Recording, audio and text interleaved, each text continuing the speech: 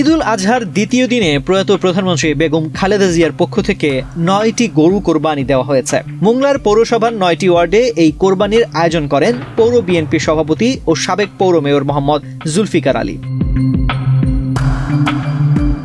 কোরবানি দেয়া গরুর মাংস তিনি নিজ হাতে অসহায় ও দুস্থ মানুষের মাঝে বিতরণ করেন। এ সময় স্থানীয় বিএনপির নেতাকর্মীরাও উপস্থিত ছিলেন।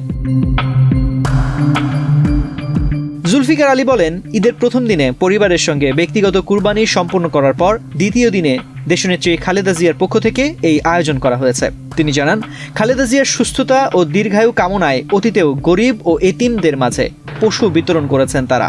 এখন ঘরেই হবে বিয়ে বাড়ির পোলাও, যদি থাকে আকিজ এসেনশিয়াল সুগন্ধি চিনি গুঁড়া চাল। এইবার তার প্রথম এই কোরবানির সময় তার মৃত্যু বার্ষিক আমরা পেয়েছি।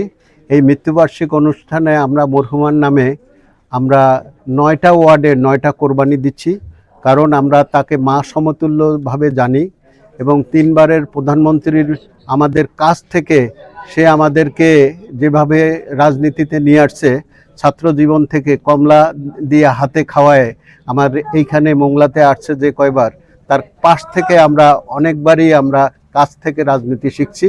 তারকে আমরা মা সমতুল্য হিসাবে বাংলার জনগণ জানে, আপোষের নেত্রী হিসাবে তাকে আমরা স্মরণ করি সবসময়। আমরা রাজনীতিতে আমরা তাকে মূল্যায়ন করি এবং সেই মূল্যায়নে আমরা আমার পক্ষ থেকে 3টা কোরবানি দিচ্ছি এইবার। আল্লাহর নামে তার নামে এই কোরবানিগুলো কবুল করুক। স্থানীয়দের মতে ওয়ার্ড ভিত্তিক কুরবানি ও মাংস বিতরণের এই উদ্যোগ সাধারণ মানুষের মাঝে প্রশংসিত হয়েছে।